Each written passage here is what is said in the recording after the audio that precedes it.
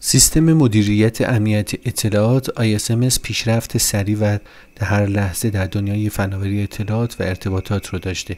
نیاز به استقرار امنیت بیشتر از هر زمانی آشکار شده و همونقدر که فناوری نوینی روی کار میاد، اگر به امنیت اون توجه نشه منجر به بروز خطرات و حوادث غیر جبرانی خواهد شد.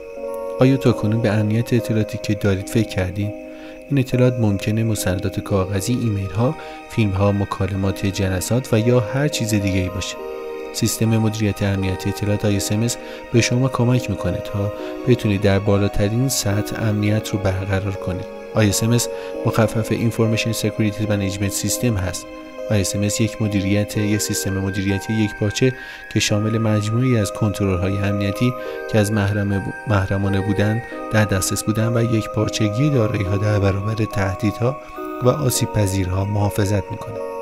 با طراحی، پیاده‌سازی، مدیریت و نگهداری یک ISMS، یک سازمان میتونه از اطلاعات محرمانه، شخصی و حساس خود در برابر نشت، آسیب، تخریب یا قرار گرفتن در معرض عناصر مضر محافظت بکنه. ISMS شامل چگونگی شناسایی افراد، سیاست‌ها، کنترل‌ها، سپس رسیدگی به فرصت‌ها و تهدیدهای حول اطلاعات ارزشمند و دارایی‌های مرتبط است.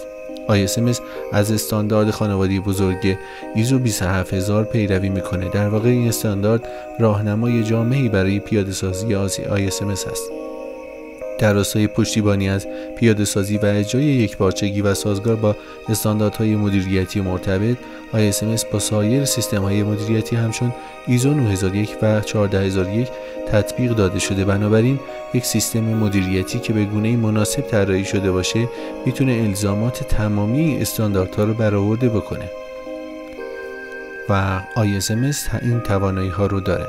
برای پیاده‌سازی ISMS روش‌های بیشماری برای دستیابی به اجرای ISMS وجود داره. متداول ترین روش برای دنبال کردن فرآیند پلن دو چک اکت هست و خانواده استاندارد ISO 27000 یک راهنمای جامع و کامل برای اجرای ISMS هست. خب ISO 27001 استاندارد امنیتی بین‌المللیه که جزئیات نیازهای ISMS رو بیان میکنه. ISO 27001 به همراه بهترین دستورالعمل‌های عملی موجود در ISO 27002 به عنوان دو راهنمای عالی برای شروع کار با اجرای ISMS عمل میکنه. قدرت سیستم مدیریت امنیت اطلاعات بر اساس قدرت ارزیابی ریسک امنیت اطلاعات هست که برای هر گونه پیاده‌سازی کلیدی عمل کرده.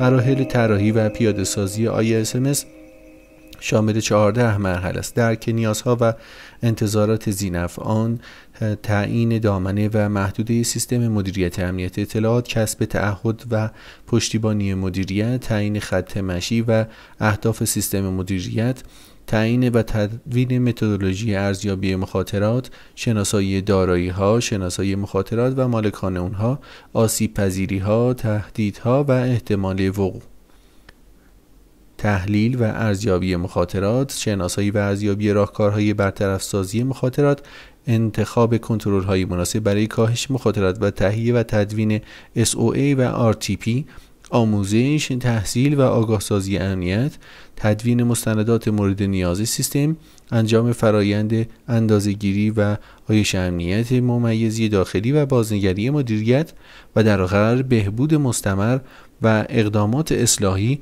و رفع عدم انطباق‌ها. امیدوارم که از این آموزش لذت کافی رو برده باشید. کانال ما رو سابسکرایب بکنید، لایک بکنید، کامنت بذارید و زنگوله رو به صدا در بیارید.